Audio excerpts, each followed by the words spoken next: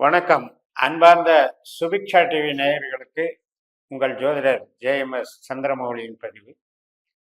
இந்த சேனலை நீங்கள் நல்லபடியாக ஃபாலோ பண்ணி உங்களுடைய கமெண்ட்ஸும் கொடுத்து உங்களுடைய சப்ஸ்கிரைபை இன்க்ரீஸ் பண்ணி இந்த சேனலுக்கு கொடுத்துருக்கிற ஆதரவு, அதற்காக என்னுடைய மனமார்ந்த நன்றிகள்.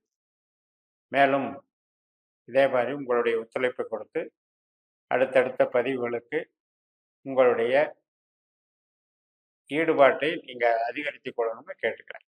இந்த மேஷ லக்னத்திற்கு ஒரு சிறப்பு பதிவாக மகர செவ்வாயின் மகத்துவம். நம்ம மேஷ லக்னத்துக்கு 10ஆம் இடம் என்பது தொழில் ஸ்தானம். காலபுருஷ தத்துவத்துக்கும் அதுதான் தொழில் பலத்தை கொடுக்கக்கூடிய ஒரு அற்புதமான வீடு. இந்த மகர ராசியில தான் செவ்வாய் உச்சமடைகிறார். பிப்ரவரி 5ஆம் தேதியிலிருந்து மார்ச் 15ஆம் தேதி வரைக்கும் உள்ள 40 நாட்கள்ல செவ்வாயினுடைய பலம் இந்த 10ஆம் இடத்துல அமைகிறது. அது நம்ம மேஷத்துக்கு அதிபதியே செவ்வாய் தான். அப்ப லக்னம் மேஷமாக அமைகின்ற அனைவருமே இதை கவனிச்சுக்கோங்க. இந்த 40 நாட்கள்ல நம்ம எப்படியெல்லாம் வளப்படுத்தி கொள்ளலாம், நம்மளை பலப்படுத்தி கொள்ளலாம், நமக்கான திட்டங்களை வகுத்து கொண்டு எப்படி செயல்பாடுகளை அமைத்து கொள்ளலாம் என்றெல்லாம் திட்டமிடலாம். மேஷத்தை பொறுத்த வரைக்கும் கிரக நிலைகள்ல, மற்ற கிரக நிலைகள்ல குரு நமக்கு லக்னத்திலேயே இருக்கார். அது ஒரு பிளஸ் பாயிண்ட். அதே போல ராகு கேது 6-12 மறைஞ்சிருக்காங்க. சனி லாபஸ்தானத்துல இருக்காரு. இப்படிப்பட்ட நிலையில மற்றபடி சூரியன், புதன், சுக்கிரன் இந்த 3 கிரகங்களுமே தனுசு மற்றும் மகர ராசிக்கு மாறி போகக்கூடிய நிலையை பார்க்கணும். அதனால இந்த செவ்வாயை பொறுத்த வரைக்கும் செவ்வாயினுடைய நட்சத்திரமே நமக்கு மகர ராசியில் தான் இருக்கு, 2 பாதம்.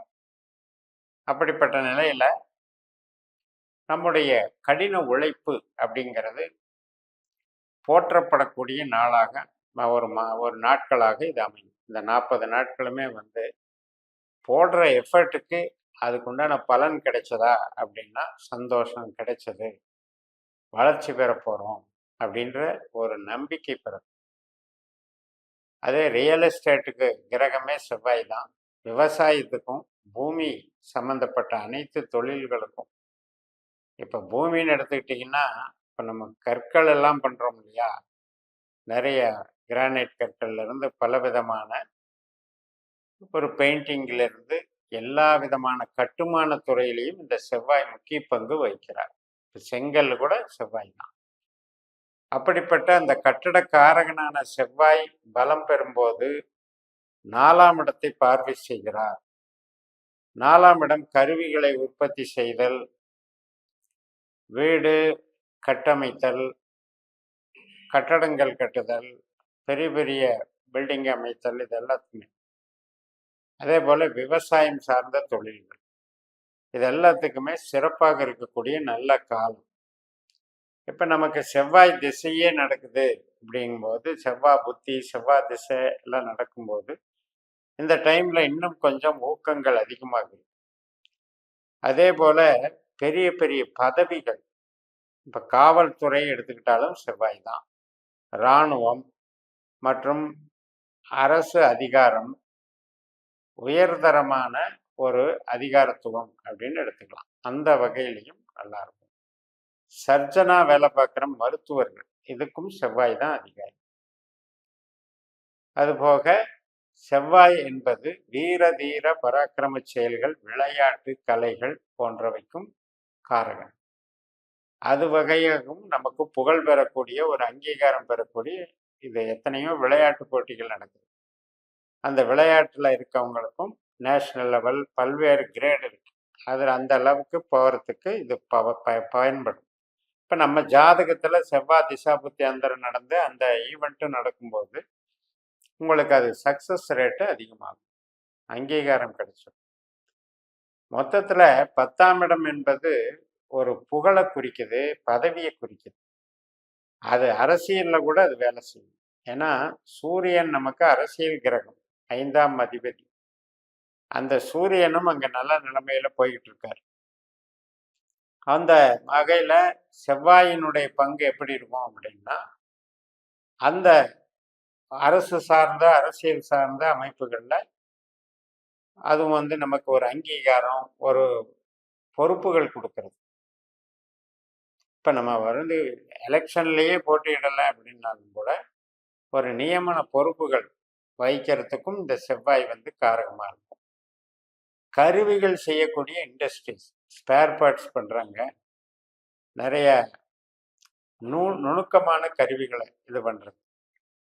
அப்போ அந்த அளவுக்கு அந்த மேம்பாடுகள் அதிகரிக்கும். உங்களுடைய ப்ராடக்ட் வந்து இன்க்ரீஸ் ஆகிட்டே இருக்கும். ப்ராடக்டில் வந்து அடுத்தடுத்த மாடலை வந்து நீங்கள் வெளியே விடுறதுக்கு ஒரு அதிகாரம் கிடைக்கும். அந்த அளவுக்கு உங்களுக்கு தொழில் மேம்பாடுகள் இருக்கும். அதுபோக சகோதரகாரகன் செவ்வாய். அப்போ சகோதர வகையில் மேம்பாடுகள், ஒரு புகழ், ஒரு உதவிகள் கிடைக்கிறது, இதுக்கெல்லாம் இருக்கும். இப்போ ஒரு நமக்கு இந்த 10ஆம் இடம் என்பது எந்த வகையில் நாம் வந்து நம்மளை பயன்படுத்திக்கலாம், நம்மளை ஈடுபடுத்திக்கலாம் அப்படின்னு பார்த்தீங்கன்னா, உற்பத்தி சார்ந்த துறைகள், கலைகள், கட்டுமான துறைகள், இப்போ இன்ஜினியரிங் லைன், இதெல்லாமே வந்து கரெக்டு தான். அந்த மாதிரி வகையில் ஈடுபடுத்திக்கலாம். படிக்கிறவங்க அந்த மாதிரி படிப்புகளில் வந்து இருக்கவங்க இந்த காலகட்டத்தை பயன்படுத்தி அதில் போட்டித் தேர்வுகள் எழுதுறது, அதில் டெவலப் ஆகுறதெல்லாம் பண்ணிக்கலாம். அதே மாதிரி இப்போ இன்வெஸ்ட்மெண்ட் அப்படின்னு எடுத்துக்கிட்டிங்கன்னா அதுக்கும் ஒரு மேம்பாடுகள் கிடைக்கும். பணம் வந்து நம்ம போடுற பணத்துக்கு ஒரு கேரண்டி, ஒரு டெவலப்மெண்ட்டு, அதுக்கு வந்து உத்தரவாதமாக வேலை செய்யும். ஏன்னா இன்வெஸ்ட்மெண்ட்டுக்கு உண்டானது 12ஆம் இடம் குரு. அவர் நம்ம செவ்வாய் வீட்டில் தான் இப்போ உட்கார்ந்துருக்கார். அதனால் குருவினுடைய பலம் அதிகமாக இருக்கும். அதில் எக்ஸ்போர்ட் சம்மந்தப்பட்டது, வெளிநாடு தொடர்புடைய தொழில்கள், ட்ரேடிங்கு, இதுலேயும் நல்லா இருக்கும். அதுக்கு அடுத்தபடி எடுத்துக்கிட்டிங்கன்னா கால்நடை பண்ணைகள், இது மாதிரி அதுக்கும் வந்து ஒரு பெரிய பெனிஃபிட் கிடைக்கும். ஏன்னா சந்திரன் வீடுங்கிறது 4ஆம் இடம் என்பது நம்மளுக்கு இது மாதிரியான உற்பத்தி சார்ந்த, பூமி சார்ந்த, விவசாயம் சார்ந்த, கால்நடை சார்ந்த இடத்தை குறிக்கிறது.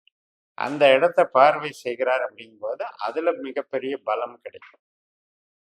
அதே போக எதில் கவனம் அதிகமாக இருக்கணும், பிரச்சனைகள் எதில் வரும் அப்படின்னு பார்த்தீங்கன்னா, கம்யூனிகேஷன் லைனில் இருக்கவங்களுக்கு அது வந்து கொஞ்சம் புதிய முன்னெடுப்புகள் எடுக்கலாம், புதிய இடத்துக்கு போகலாம், புதிய ப்ராஜெக்டுக்கு போகலாம் அப்படிங்கிற இதுக்கெல்லாம் கொஞ்சம் தடை ஏற்படுங்கிறத ஞாபகம் வச்சுக்கோங்க.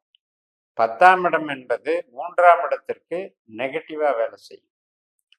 அதே மாதிரி இப்போ வந்து ஒரு இடமாற்றம் பண்ணலாம், அல்லது இடத்த விற்கலான்னு நினைக்கிறேன், அல்லது நமக்கு வந்து ஒரு பக்கத்து ஊருக்கு போகலாம், வீடு மாறலாம் அப்படிங்கிற எண்ணங்கள் எல்லாம் இப்போ கொஞ்சம் அதில் முயற்சி எடுக்கும்போது அதில் இருந்து தேவையில்லாத பிரச்சனைகள் வந்துக்கிட்டு இருக்கும். அந்த இடமாற்றத்துக்கு சக்ஸஸாக சூழல் அமையாது. அப்போ அந்த 40 நாட்களில் இதை அவாய்ட் பண்ணிக்கும். அதே போலத்தான் நமக்கு நண்பர்கள், நம்மளுடைய மூத்த சகோதர வழி, இந்த மாதிரி விஷயங்களில் அவங்களுக்கு சில ஏற்படக்கூடிய சில அசௌகரியங்கள்னு எடுத்துக்கலாம். அல்லது நம்ம எதிர்பார்ப்புகளுக்கு கொஞ்சம் சந்தோஷமாக இருக்கலாம், ஒரு ஜாலியாக இருக்கலாங்கிறதுக்கு, ஒரு என்டர்டெயின்மெண்ட் பர்பஸில் இருக்கலாம் அப்படிங்கிறதுக்கு இந்த செவ்வாய் வந்து கொஞ்சம் இடம் கொடுக்காது. ஏன்னா இங்கே வந்து ஒர்க்கு அந்த அளவுக்கு கமிட்மெண்ட் வந்து அதிகமாகிடும். அப்போ எப்படி பார்த்தாலும் மேஷத்திற்கு இந்த மகர செவ்வாய் மிகப்பெரிய பலத்தையும் பதவியையும் புகழையும் தருகிறது. பயன்படுத்தி வெற்றி காணுங்கள், மனநிறைவு கொள்ளுங்கள் என்று கூறி நிறைவு செய்கிறேன்.